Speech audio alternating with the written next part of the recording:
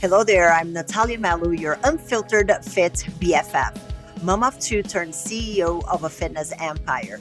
Someone who understands the struggles of trying to stay fit, sane, and sexy, all while juggling work, life, and motherhood. And this is the Unfiltered Fit Life podcast. Follow along wherever you're listening and join me weekly as I help busy working moms just like you simplify their fitness journey so they can lose weight, regain their confidence, and feel sexy AF. It's time to stop living in the what ifs and hiding from the cameras. It's time to regain control over your body, feel sexy naked, and wear a bikini confidently. People already see you as a super confident woman, but it's time for you to feel the same way too. Let's go. Hello there, fam. Welcome to another episode of the Unfiltered Fit Life podcast. And today we have a very special guest that I have been trying to get on the podcast for the longest time because I have heard her speak in an event that I attended and I was just absolutely blown away. She's known as the Psych Coach. Her name is Dr. Lisa Lewis. She's a licensed psychologist with a passion for fitness and wellness. She holds a doctoral degree in counseling and sports psychology, and she specializes in exercise motivation and health-related behavior changes. In addition to maintaining a private practice, Dr. Lewis provides consulting and continuing education for fitness professionals. Lisa, welcome. Thank you. Thank you so much for having me on. I'm super excited to have you here. You have no idea the buildup that I have. I'm like, I have so many questions because I don't know anybody else that does what you do. And whenever I heard you speak, I was like, somebody does this. So can you tell me a little bit about what you do and how you started doing what you do? Like what got you here? Mm-hmm.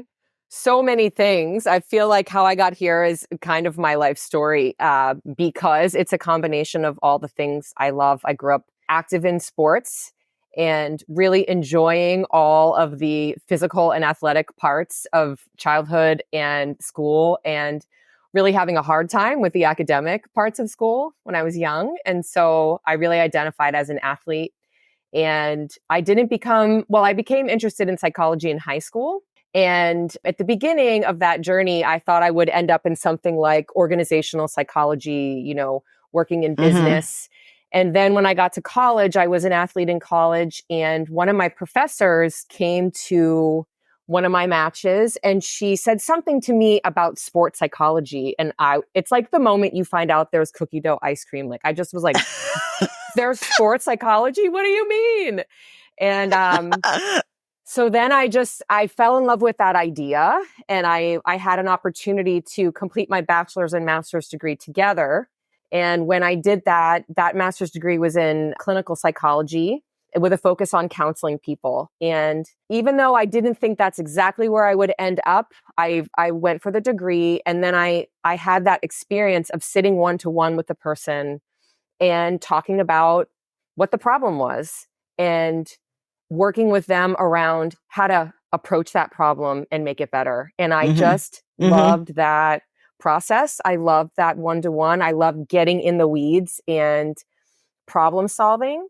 And I realized that I liked being that person in that chair. And I never would have realized that until I had to have that practice as a graduate student. So I had it in my head that I wanted to be a sports psychologist. And I started working after I finished my master's degree in just whatever job I could get. Because when you first get your master's degree, it's kind of like you don't get the pick of the litter of what kind of job you want. You're like, take me. Exactly. I was working in psychiatric hospitals. I worked in detox.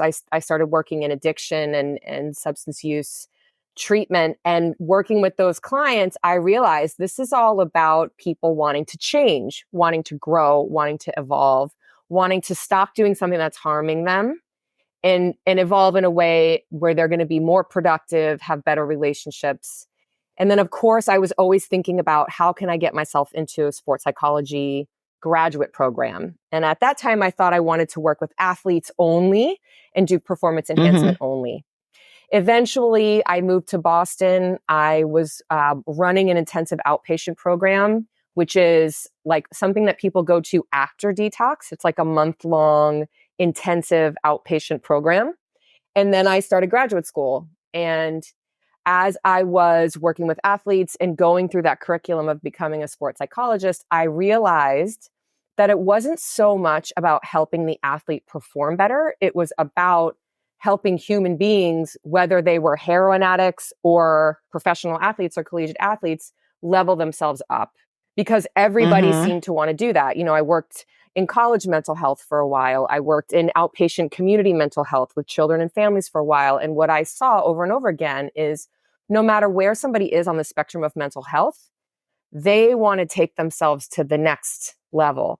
They want to improve and evolve. And I really fell in love with the universality of that. And what my doctoral degree afforded me was the ability to work with people all across the spectrum. So people with a serious mental illness who want to go from feeling ill to baseline, all the way to people who now I see, professional athletes and C-suite executives who are kicking ass, but just want to kick it up another notch, want to level themselves up another notch. While this was all happening and I was working full time and going to school full time, and I also I've always had a love for fitness and exercise and lifting weights.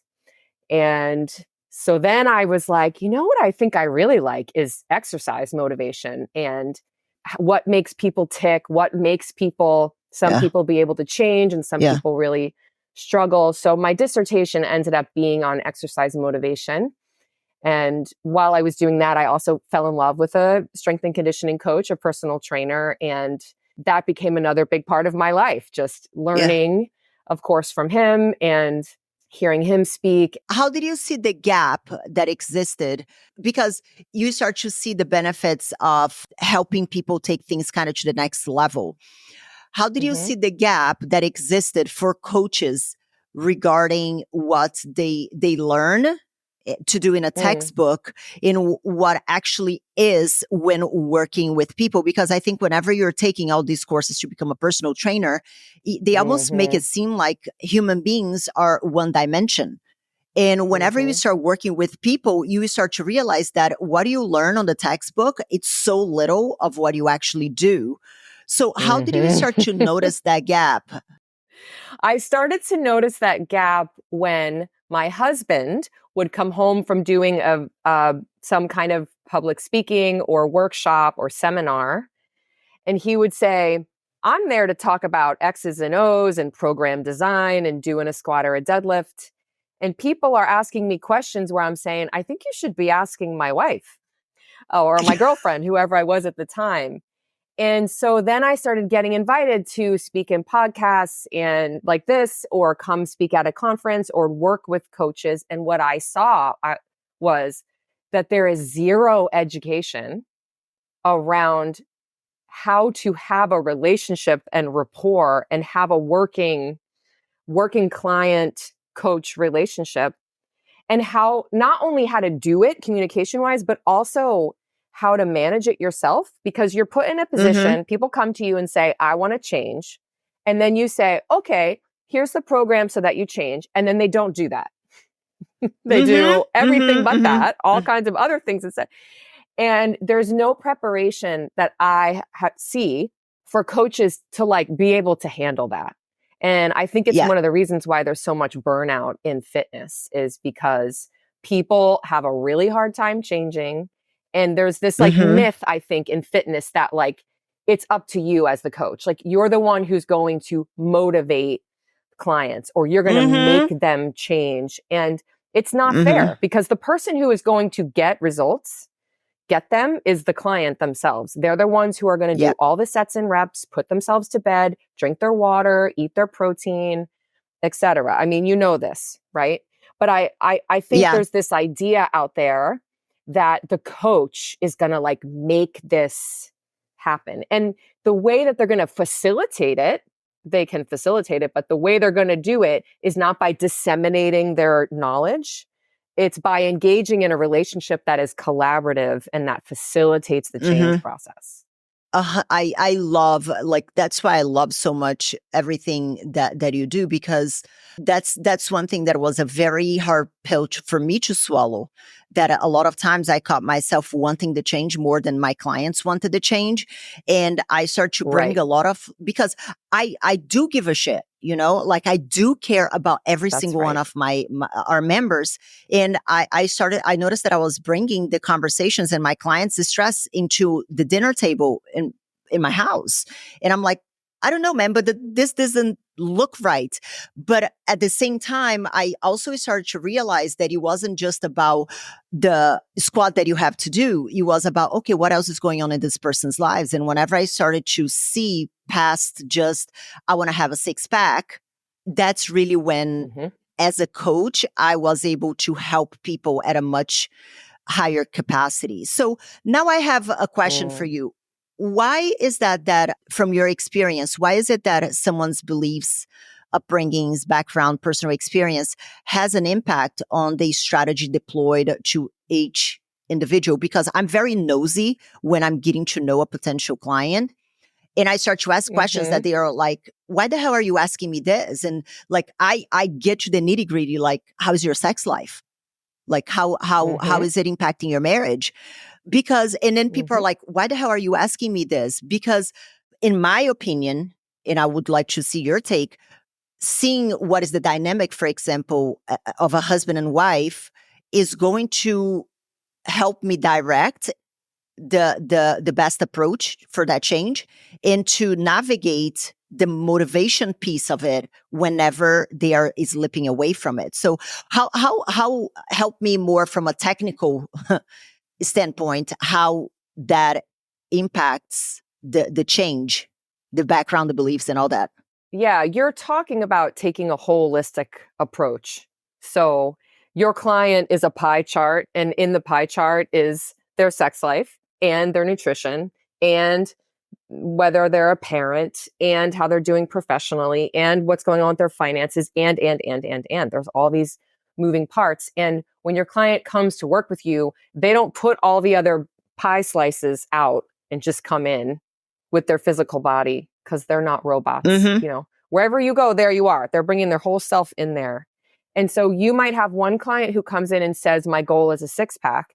And she might be saying that because she had a six pack when she was 19 years old and she had a really awesome year the year she was 19 and made her best friends and made her best grades and had really happy memories. So that's actually not about the six pack. It's about her associations to that time in her life. Another woman might come in and say, I want a six pack.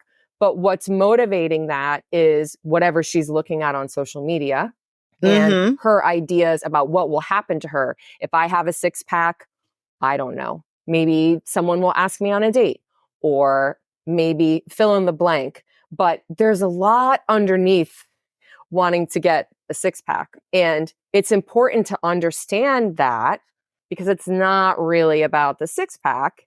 And if you Mm-hmm. know more about what your clients are aiming for, like maybe when that woman was 19 years old, she had tons of energy and she Mm-hmm. had really good friendships that were sustaining and fulfilling. And she was being challenged at school and she moved out of home and got away from there. And that was really awesome.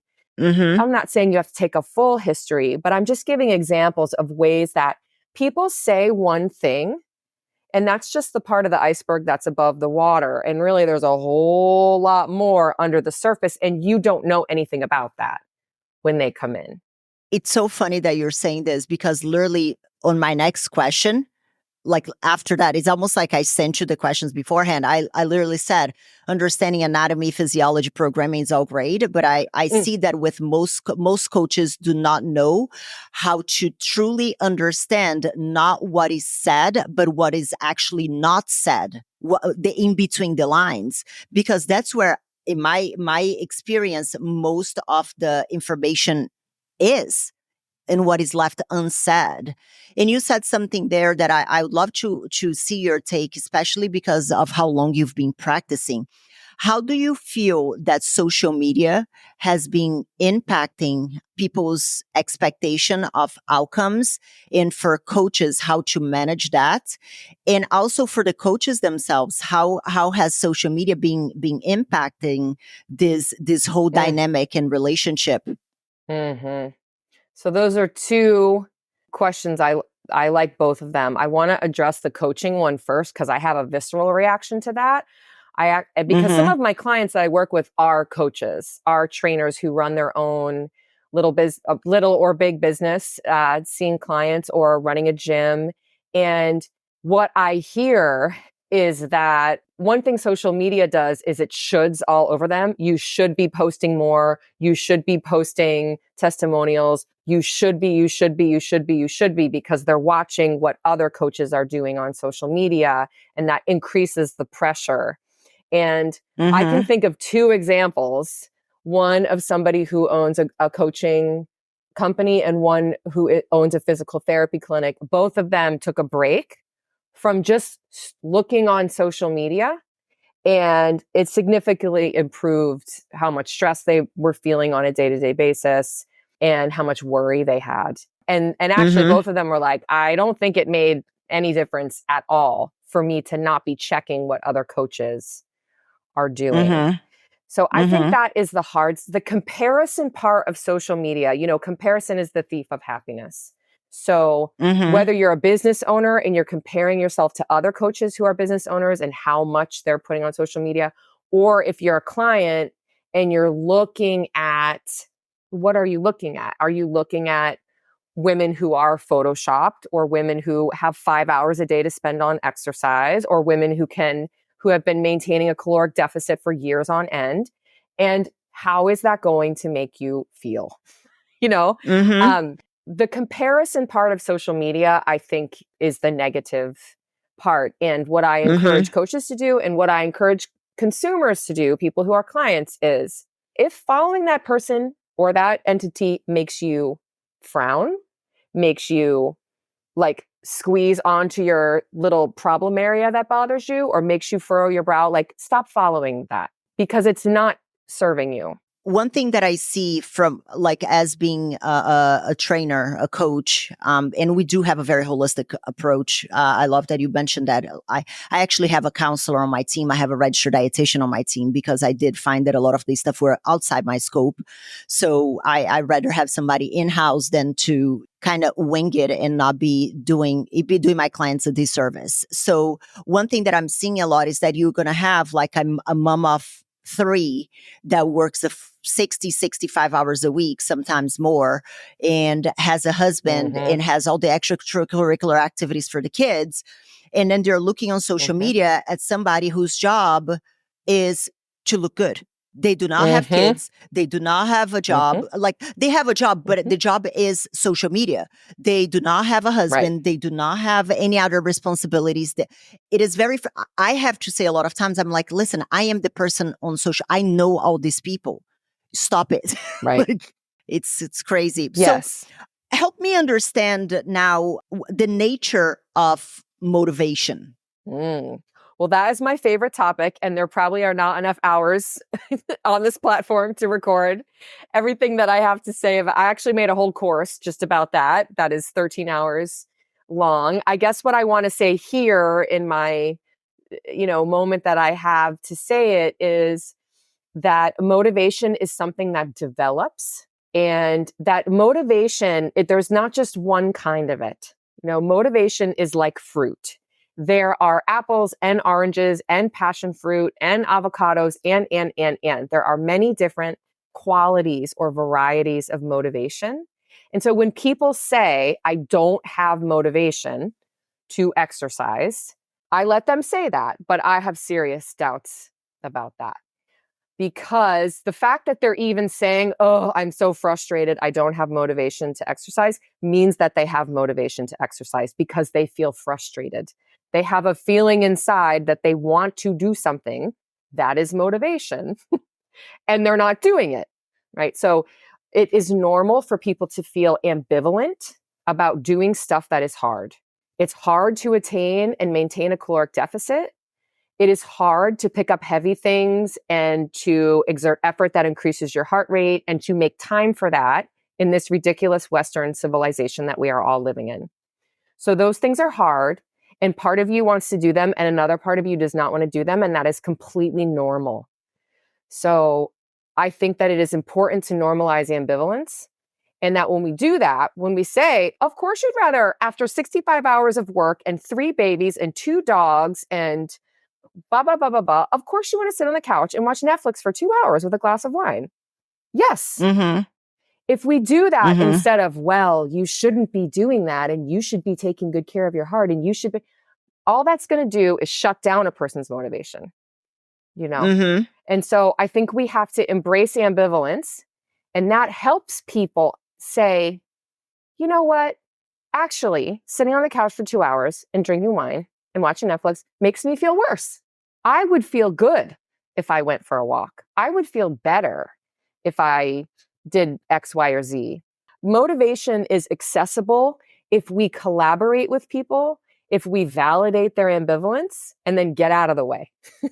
Provide that, like, provide little bursts of cheering people on, of offering ideas, giving programs, but really helping someone to find what is my motivation, what makes me care about exercise or eating right today, right now, and then how can they leverage that?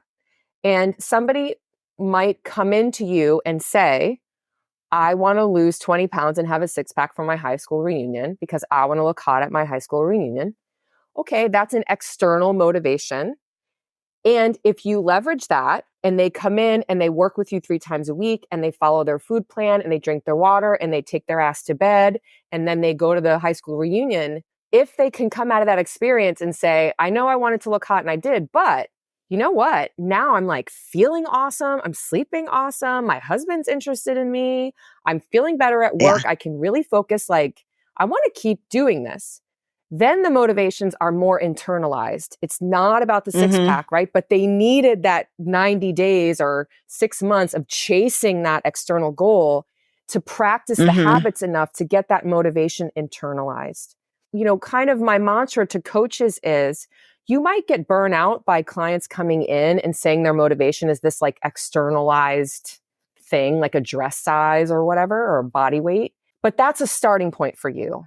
And if they can have experiences in working with you where they get more competent, they learn, they get better at stuff, they gain skills, you know, if you can help a woman go from not feeling strong to doing a body weight pull up, guess what's going to happen to that motivation? You know, it's going to become internalized. If you can help a woman who's had, or a man, whoever, who's had back pain and feels like they're not athletic, get to a place where they can perform deadlifts, they can do some swings, they can take themselves to the hotel gym and do a little 30-minute circuit and feel good, that motivation is going to get internalized. So start with the motivation that the client presents, engage them in a process where they can learn and grow and feel more confident in what they're doing, and then see where that motivation goes, because it's going somewhere that's more sustainable and more internal.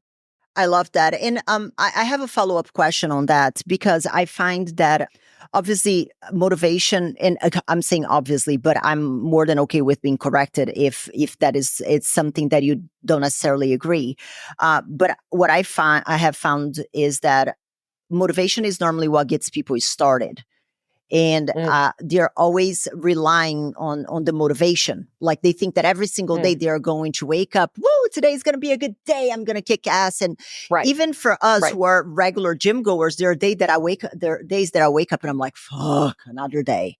What would you like to share with the listeners? Because the majority of our listeners, they wouldn't be so much the coaches, they would be the clients. We have some coaches that listen as well, but majority would be the people who need the help. What would be a good advice to somebody who is constantly relying on motivation, on that perfect, all the stars aligned, everything is perfect. I need to, the kids need to be this, and there needs to be nothing going on at work, and I need to be super motivated, and I'm going to wake up. And it's like, Oh my goodness, that is a lot of stars to align. So what are your thoughts? Yeah, well, the quality of motivation that you described, like the woohoo, I'm in the mood to exercise, that is intrinsic motivation. And the thing about exercise is it's not very intrinsically motivated. Like there are some of us out there who are like, woohoo, we want to, exercise. But to your point, Natalia, you just said not every day. You said some days I wake up and I'm like, ugh, right? So Yeah. let me ask you this. If you can think of a day recently where you woke up and you had some training or some cardio or whatever, and you didn't feel like doing it, you were not woohoo, but you did it anyway. Why? Mm-hmm. What got you there? Because that's what I do. Like it's just a big part of my identity. It's just like I just get up and I go. That's right. So that is a different kind of motivation. That is called integrated regulation. And what that means is this behavior is part of who I am. When I go to the gym and I do X, Y, or Z, that is me doing me. That is me being me. And I show the world and I perform that and I do that and it makes me feel good, even though I don't freaking feel like it.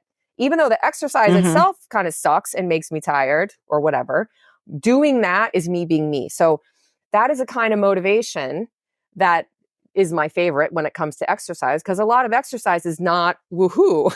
A lot of Yeah. exercise is grinding and working hard. The trick with that, with integrated regulation, is it takes a lot of time and a lot of practice and a lot of development, right? Because your identity, your personality took time to develop. What is the average time?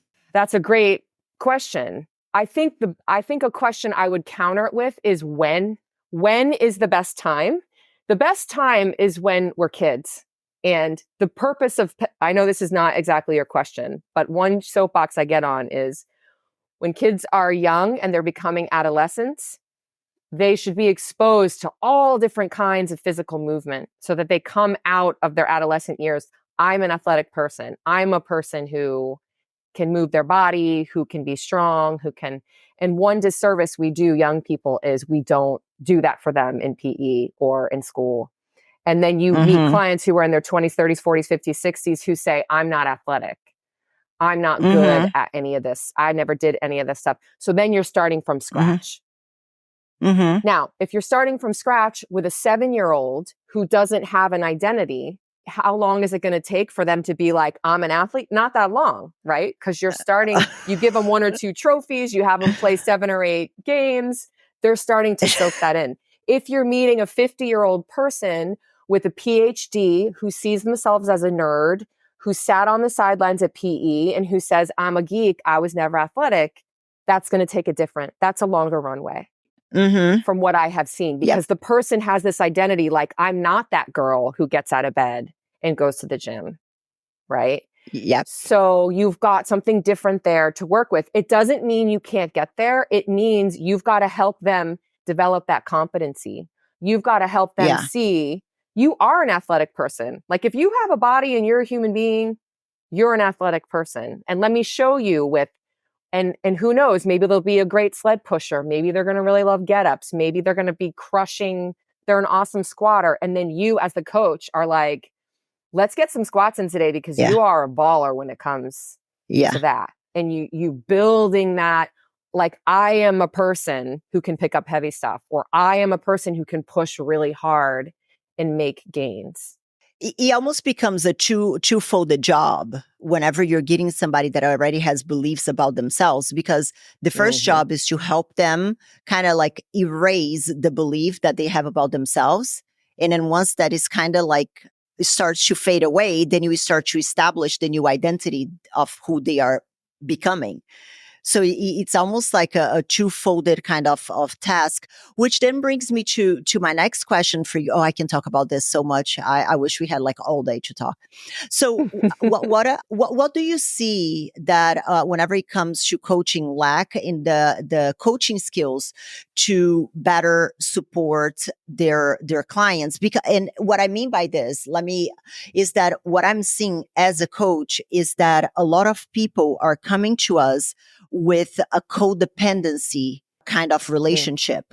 And I'm going to give an example for that. It's like, oh, my previous coach didn't allow me to eat carbs, and then I'm not allowed to have sugar, and I'm not allowed to do this. And like one thing that I tell everybody that we start working, this is not the Nathalia Melo daycare. I'm your coach, not your babysitter.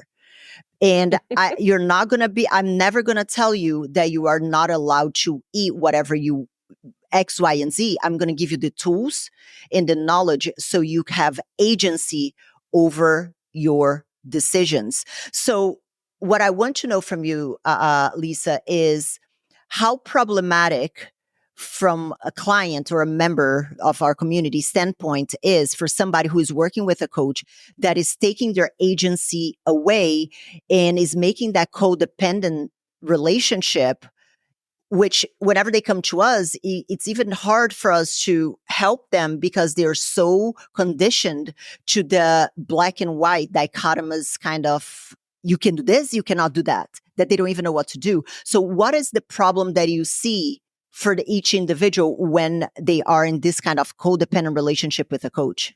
Well, that is the problem in fitness, is us taking away agency.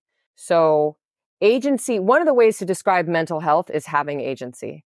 And there are three basic ingredients of motivation. The first one is autonomy. So that is feeling that you have agency and that you can act on your own volition and make your own choices. So when you tell somebody what they can eat and what they cannot eat, you remove autonomy. They do not have control. And as most people know who are listening, if you told me on this call, Lisa, you can never eat an Oreo again. I don't really care about Oreos, but guess what I'm going to be dying for after we get off the call, right? So the loss of agency and this idea in fitness that somebody who's like knows everything is going to disseminate knowledge and give you a list of foods, and if you follow it, that you're going to get results. That is damaging for the client, and that's damaging for the coach, because you do not have control over your clients. Your clients have control over your clients. So it's like this myth that nobody benefits from. And I think you're bringing up a good point, which is clients come to you and you see that actually some of the services they paid for were not only duds, didn't get results, but they were damaging, right? It made the problem worse, right? So then we get people who struggle with nutrition habits. They work with a coach who takes away agency, and it makes the eating worse, right? Makes them feel less in control, makes them feel more like they want to act out. And then the shame train is out of the station, right? And then you're dealing with somebody when they come to you who feels guilty and shameful. And all they know is that relationship of you telling them what to do. And you're saying, that's not what this is. This is a collaboration. And you have the autonomy, you have the choice, you have the control.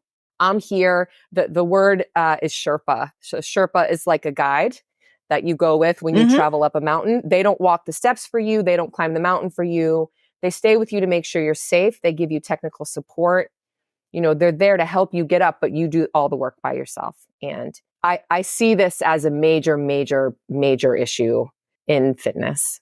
It is a huge major issue, even as a coach that wants to teach people autonomy in agency, because they're constantly asking for this, like the cheat sheet and like step by step, and there is no cheat sheet. And whenever I'm on social media and you have coaches being like, oh, you're a piece of shit if you're drinking wine. And then the person's like, oh, I'm going to get results by not drinking wine. But you are somebody, like you're a sommelier, for example, or there is a lot of events in your family that you're drinking wine. How is that sustainable in the long run to tell somebody that they cannot do something that is a big part of their life, instead of teaching them how to make educated choices on the thing that they enjoy? Like it is just bananas. And then what I find is that a lot of fear comes with a client that comes to us with something like this. So now help me help people. What is the best way to overcome this fear that people have of trying something different, because most things out there remove their agency, So how to help Mm-hmm. them navigate the fear, and how to, as a coach, give them the permission to fail. You use the word permission. That was going to be in my answer. Instead Mm-hmm. of it being about, like you said, there is no cheat sheet. And I think it's important to acknowledge to people, this is kind of bad news. Like, it's harder to feel your way through how to manage your relationship with food. It's harder to intuitively pay attention to when your body needs Mm-hmm. more or less energy. It is way more nuanced. It is so not black and white. And wouldn't it be nice if you could just like send me a PDF and then I follow the PDF and then I look exactly how I want to look? So it's hard news to get, and it's different than what they've been getting their whole entire life. Mm-hmm. So leaving room for that paradigm shift to happen. And then what I've seen really great coaches doing is like hearing about what are the foods you love? So like this person, let's say they're a sommelier, or they have a lot of events in their life, or they really just like having a glass of wine with their girlfriend, is like, okay, so let's talk about how you can have that. Like one time I was talking to Mike T. Nelson, who's a coach, and he was hearing from a client who was going on and on and on about how shameful they were that like every Friday they'd eat like a sleeve of Oreos. And they would Mm-hmm. try to suppress this. And then, of course, it turned into more than one sleeve. And so Mike was like, well, let's just figure out a plan so you can have some Oreos on Friday. Instead of saying that other idea, which is you're a piece of shit because you ate Oreos, it's like, you love Oreos. How can we just help you figure out a way to fit Oreos into the equation? That is agency, right? That is, Uh-huh. how can we learn some skills or some tools to like make that happen? And then how can you enjoy that? And then how can you exercise your choice over that? Like, I'm going to a cookout tomorrow and I want to have the steak and the mashed potatoes and I want to have a couple beers. So maybe I'll skip the Oreos tonight because I want to do that tomorrow. That's agency. That's not fear and shame and, oh Mm-hmm. shit. Maybe I shouldn't go to the cookout because Mm-hmm. I'm going to eat my sleeve Yeah. of Oreos tonight. Yeah, it's funny because literally I was just doing a presentation yesterday and I used as an example. I'm like, imagine that you are in Bora Bora celebrating your 10-year anniversary and you have a glass of, like, you have a bottle of champagne with your spouse, because you've had 10 years of happy marriage. What is shameful about that champagne? There's nothing shameful about that, but there is so much myth and like very dichotomous kind of guidance that I find incredibly troubling. And one byproduct that I see from that, which I would love to hear your perspective on, what, like if you were speaking with a client, is Mm. that a lot of times when I'm speaking with ladies, their confidence is gone. And a lot of people think that the lack of confidence is in their bodies. Oh, I like, is the confidence in my body? But what I have started to notice that more than the body, the lack of confidence is a byproduct of failing on a strategy that doesn't work for them. Then they feel like they're a piece of shit and they Mm, completely give up. It's mm, kind of like mm. they keep on doing this cookie cutter stuff that doesn't work for their lives. And then they're like, see, I suck. And it's one of my biggest battles as a coach to show them that they are not the problem. The strategies, the cookie cutter, the one too many kind of thing is the problem. So what would you tell somebody whose confidence is gone and they think that they are the problem because they've been doing all this one too many cookie cutter stuff? Mm-hmm. Well, to skip to the end of what I'm going to say, this is what's called an arbitrary inference. This comes from cognitive behavioral therapy. And the idea in cognitive behavioral therapy is we all have ways that we distort reality. Like our thinking gets a little wonky sometimes. And one of the ways our thinking can get wonky is to take some random data point and then like personalize it, make it mean something about us. So like, I did the cabbage soup diet for 2 months and I ate nothing but cabbage soup and celery sticks. And then I stopped doing it and I gained 30 pounds in 2 weeks. So it must mean I suck and I'll never lose weight and I'll be heavy forever. Is that what it means? Or does it mean eating cabbage soup and celery for 2 months is ridiculous and all you did was Mm-hmm. fantasize about Twinkies and cheeseburgers? And of course, that's what you're going to do at the end. So my point is that experience about the individual's like worth and value as a human being? Or is it about what that behavior or activity was? And usually you probably already get as much information as you need to know that it's not about the individual, because you'll hear the person say, well, I did the keto diet, but like it's pizza night with my kids on Saturday. And then we go, there's a distillery that my husband likes to go to on Sundays where there's beer and you hear their lifestyle. You're like, so is it that you failed at keto, or is it that your life is not a keto life? And there has to be a plan that involves IPA. Oh my God, yes. We actually had a member that lost 145 pounds as of today, having wine 3 times a week, having three glasses of wine. Why? Because she likes to go on a date night with her husband and she likes to have a few glasses of wine. And when I tell people that they're, oh, but that's not health, because a health coach and shouldn't be telling people that they can drink wine and I think that this obsessiveness with what people perceive as healthy is so incredibly problematic. Problematic. And you hear there that feedback is what you just quoted somebody of saying is like, as if you are in control, as if you are like, oh, Beth, I think you should have 3 glasses of wine pre. No, you did not do that. You got to know your client, and your client said, it is very important to me. I really look forward to having a Chardonnay on date night with my husband.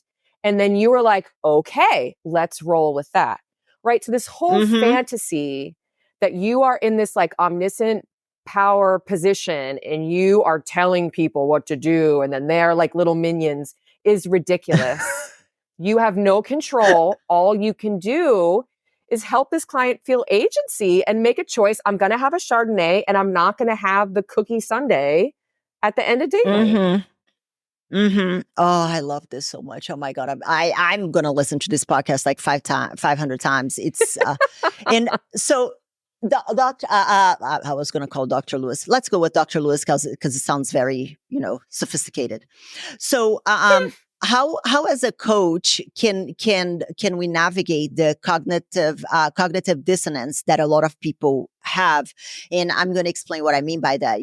A lot of trainers are like, oh, I don't need any of this like psychology crap. I just need to know how to teach my clients how to do X, Y, and Z and blah, blah, blah. This is from the trainer's perspective. But as a coach, what I see is from people, the psych part it's actually the pillar number 1 of my program, because I think that no amount of strategy on everything else is going to overcome the relationship that those people have with their bodies and food and the extremes, they're all or nothing. And I've had conversations with women that have been, losing and gaining the same 15, 20 pounds. They've lost 120 pounds, losing the same 10 pounds 12 times. And whenever we talk about the psychology part and the mindset part, they're like, oh, I don't need that. No, I don't need that. And it's a great level of cognitive dissonance that I'm like, I want to like shake people. So how do we navigate somebody that don't even see the problem? I don't even know if there is an answer to that, but if there is, help a sister out. Yeah. So you're kind of talking about the process of change. I don't know if you've been exposed to the trans-theoretical model of change, but it's this idea that change is a process, and people start off pre-contemplative, which means they're not thinking about it. They're like, no, my brain, my emotions, my psychology has nothing to do with, I can't even say it without laughing because it's so hilarious, but like what I choose to eat or my exercise, nutrition behaviors. And then people get contemplative about it. They start to think, maybe there is some connection between my brain and what I do with my hands and what food I decide to put in my body. And then they start thinking, oh shit, there is some connection. I better do something about it. Preparation. Then they go find a coach, or they sign up for a program, or they start reading a book and then they take some kind of action. So the person you're talking about is someone who hasn't made that connection yet. It's not on their mind. And for people who are in that stage, what they need is education. They need information. That, okay, you've lost the same 12 pounds 10 times and gained it back, with this idea that it has nothing to do with what you think and how you feel. How's that working for you? And if you want it to go differently, what are you going to need to do to sustain regular habits. I don't know. I'm going to just stick with my program. What's it going to take to stick with the program? And maybe they'll say, I don't know, being tough. Okay. Mental toughness is psychology. So you probably need some psychological skills there. Or maybe they'll say, I don't know, I just need to like cut the shit and stop being so impulsive. Impulsivity. That's a psychological phenomenon. You could probably, I'm being a little bit patronizing right now, but the idea is help them connect the dots to get them thinking, oh yeah, maybe it is something. And you probably are able to achieve this because your program takes this holistic approach and really sees psychology as being paramount. So probably people who are signing up, they're ready to engage with that idea. And then you're just fueling that fire with more and more education. And I do think there's a lot more good data out there about when we use motivational interviewing, when we collaborate and we help people have agency and we help them build competency and we give them lots of choice, that motivation improves and that compliance and maintaining those habits stick. What if, like, and I'm gonna go a bit crazy here with this question. What if the person is literally like, oh no, like my mindset is good. Like I just need to work harder and be tougher. And what I see a lot of times with women, they're doing this. They're incredibly successful in all other areas of their lives because they like kind of being able to white knuckle their way into everything else. And they're like, oh, I just don't have the willpower. So my question for you is, what is, if any, the problem with relying on willpower alone? Willpower is a muscle. Every single muscle in your body gets fatigued. Every single muscle in your body has a point at which it will fail. So if you are only relying on that muscle, you are going to work it to failure.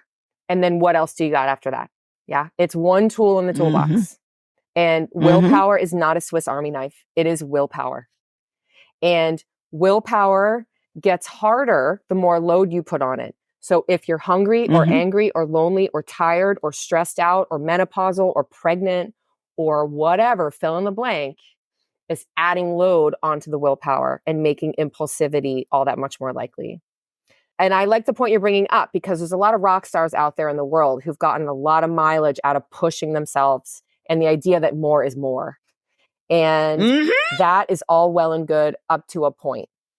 And then there comes a point at which more is not more and you arrive at failure. So what other tools can we put in the toolbox? Because all of those rock stars that you're talking about, they have probably had times where they have hit the wall professionally, academically, in relationships, you name it. And these are the kinds of clients that I work with, whether they're athletes or executives, they're all rock stars and they've all have that lived experience of pushing really hard and getting a benefit out of that. And so the challenge of, what I find the challenge is for them is doing something different than that because they have to, because they can't, they're going to lose their marriage or they're going to lose their health or something else is going to happen if they keep just trying to use willpower and push all the time. I love that you said that more is more. I actually have a saying that I'd say until my face turns blue. More is not better. Better is better. Because I find that women are always like, oh, I'm just going to add more caloric restriction. I'm just going to add more exercise. And I'm like, you're already working 65, 70 hours a week. You have 3 kids. You can barely make it to the bathroom to, excuse my language, to take a shit.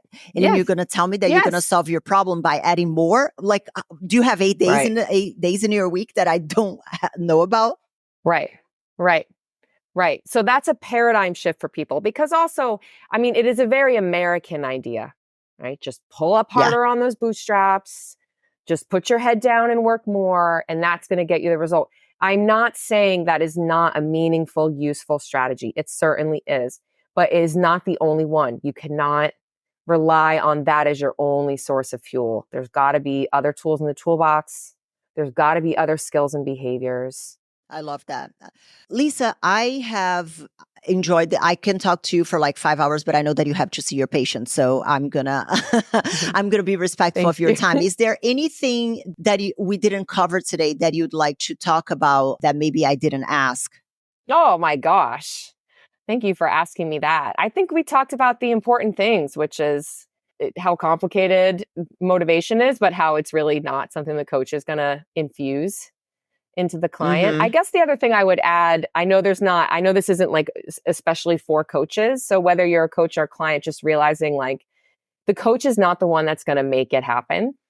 The client is the one that's going to make it happen. And I want that to, number one, take pressure off all the coaches out there who think they have to like be magic. And number two, remind clients like you have what it takes. You do have enough motivation. You do have enough mental toughness. You do have enough capacity to make change.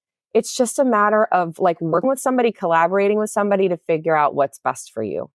100%. I think that that's perfectly said.